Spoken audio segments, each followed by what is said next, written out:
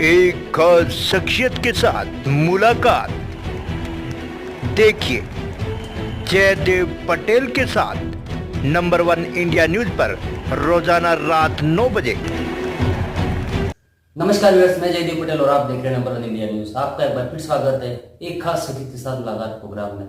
आज हम बात करेंगे उत्तराखंड को कहीं न कहीं एक आपदाओं का प्रदेश भी कहा जाता है। ऐसे में मानसून को लेकर क्या कुछ खास तैयारी आपदा प्रबंधन की तरफ से की गई है, क्योंकि साथ साथ 4 धाम की यात्रा भी चल रही है। इन्हीं तमाम बातों के लिए हमारे साथ खास सामान है उत्तराखंड के आपदा प्रबंधन के मुख्य सचिव विनोद कुमार सुमन। विनोद कुमार सुमन जी, आपका बहुत स्वागत है आज हमारे प्रोग्राम में। धन्यवाद जी, विनोद कुमार सुमन जी, आपसे मेरा पहला सवाल है कि मानसून को लेकर के उत्तराखंड आपदा प्रबंधन कितना तैयार है? देखिए, मानसून आने ही वाला है और हम लोग लगातार तैयारी कर रहे हैं। माननीय मुख्यमंत्री जी के स्तर से और मुख्य सचिव महोदय के स्तर से लगातार जनपदों के साथ बातचीत की जा रही है, बैठकें कई बार की गई हैं। और जैसे मानसून में ज्यादा दिक्कत होती है, कहीं जल भराव की समस्या देखने को मिलती है, तो उसके लिए कहा गया है कि जल भराव जहां जहां होता है उसका विश्लेषण कर लें, किन कारण से जल भराव होता है देख लें, जहां नाले नालियां हैं सफाई करा लें, ताकि जल भराव की स्थिति न होने पावे। अगर कहीं जल भराव होता है तो वहां पे पानी निकासी के लिए व्यवस्था कर लें। अगर कहीं बाढ़ की स्थिति बनती है तो ऐसे स्थानों पर नाव, राफ्ट या ऐसी चीजें रख लें। और बाकी जो बाढ़ के समय जो रेस्क्यू करने वाले लोग होते हैं, चाहे एनडीआरएफ हो, एसडीआरएफ हो, जल पुलिस हो या बाकी जो लोग हैं, उनको अपनी तैयारी कर ले पहले से, ताकि जब भी कभी ऐसी स्थिति उत्पन्न होती है तत्काल हम रेस्क्यू, राहत बचाव के कार्य कर लें। आपदा से बचाव के लिए बहुत सारे उपकरण हमारे पास होते हैं। उन सभी उपकरणों को कहा गया है कि आप एक बार चेक करा लें, सभी संबंधित को चेक कराने के बाद प्रशिक्षित कर लें बढ़िया से। अगर उपकरण में कहीं कोई खराबी है तो उसको ठीक करा लें। कोई नया उपकरण खरीदना है खरीद लें, ताकि किसी प्रकार की आपदा की स्थिति में उपकरण बाधा न उत्पन्न होने पाए किसी प्रकार से। विगत वर्षों के अनुभव पे जब कभी आपदा आई है, किस प्रकार से हमने डील किया है, कहाँ पे कमियां रह गई हैं, जो कमियां रह गई हैं उसको ठीक करने के लिए कहा गया है। और माननीय मुख्यमंत्री जी के बड़े सख्त निर्देश हैं, जब भी कभी आपदा आती है जो रिस्पांस करने वाले दल हैं तत्काल मौके पर पहुंच जाएं, राहत कार्य, बचाव कार्य शुरू कर दें। जहां जहां लैंडस्लाइड होने की संभावना है, जहां जहां भूस्खलन की संभावना होती है या रास्ता बंद होने की संभावना होती है, जेसीबी मशीनें और बाकी चीज पहले से रखें। और आपदा की स्थिति में अगर कहीं विस्थापन करना होता है तो डिजास्टर सेंटर पहले से तय कर लें, तैयार कर लें, चिन्हित कर लें। जब भी कभी आवश्यकता होती है तो वहां लोगों के रहने खाने की व्यवस्था पूरी करा ली जाए।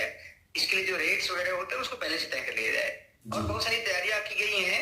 हमारा प्रयास रहेगा कि हम लोग समुचित तरीके से आपदा प्रबंधन के क्षेत्र में कार्य कर सकें। जी, विनोद कुमार सुमन जी, अगर हम बात करते हैं तो कहीं ना कहीं सोशल मीडिया में जो बदलता जो ट्रेंड है सेल्फी और खासकर रील्स बनाने का, ये कहीं ना कहीं हादसों को एक तरीके से निमंत्रण देते हैं। तो ऐसे में इसको लेकर किस तरह की खास एडवाइजरी उत्तराखंड सरकार की तरफ से जारी की गई है? देखिए, सेल्फी के लिए क्या है, विगत वर्षों में कुछ ट्रेंड सा चला है कि लोग बड़े खतरनाक स्थान पे सेल्फी वगैरह लेते हैं, तो उसमें फिर वो जरा सा पैर फिसला, नदी में जाके गिर के बह गए, ऐसी प्रकार से वाटर बॉडी के पास में जाके खतरनाक तरीके वाले स्थानों पर जाके फोटो खींचते हैं। बहुत ही डिटेल में इंस्ट्रक्शन दिए गए हैं सभी को कि ऐसे सेल्फी लेने वालों पर रोक लगाई जाए। और कुछ क्षेत्रों को जहां एक्सीडेंट लगातार हो रहे हैं, नो सेल्फी जोन घोषित किया जाए, ताकि लोगों की जान को बचाया जा सके। कि सेल्फी वगैरह एकदम पागलों की तरह, मतलब एकदम से उस तरह से हम कहते हैं कि क्रेजी तरीके से सेल्फी लेना वो खतरनाक हो सकता है। जी, सेल्फी लेना है आप जहाँ पे सुरक्षित है वहां से लीजिए, नहीं खतरनाक स्थान से सेल्फी लेना मैं समझता हूँ बहुत अच्छा नहीं। जी, विनोद कुमार सुमन जी, अगर हम बात करते हैं तो कहीं ना कहीं मुख्यमंत्री की तरफ से हिदायत भी दी गई है आपदा प्रबंधन के साथ साथ तमाम डिपार्टमेंट्स को लेकर के कि कहीं ना कहीं जो लोकेशंस जो है, जो संवेदनशील है या फिर जो भूस्खलन वाले जो एरियाज है, उनको कहीं ना चिन्हित किया जाए, उनका मैप तैयार किया जाए। उसको लेकर किसी खास एरिया आपदा प्रबंधन द्वारा की गई है? देखिए, विभागों के लिए अलग अलग दायित्व सबके हैं, सबको बाकायदे विधिवत अवगत कराया गया है, लिखित में भी अवगत कराया गया है और मीटिंग में भी बताया गया है।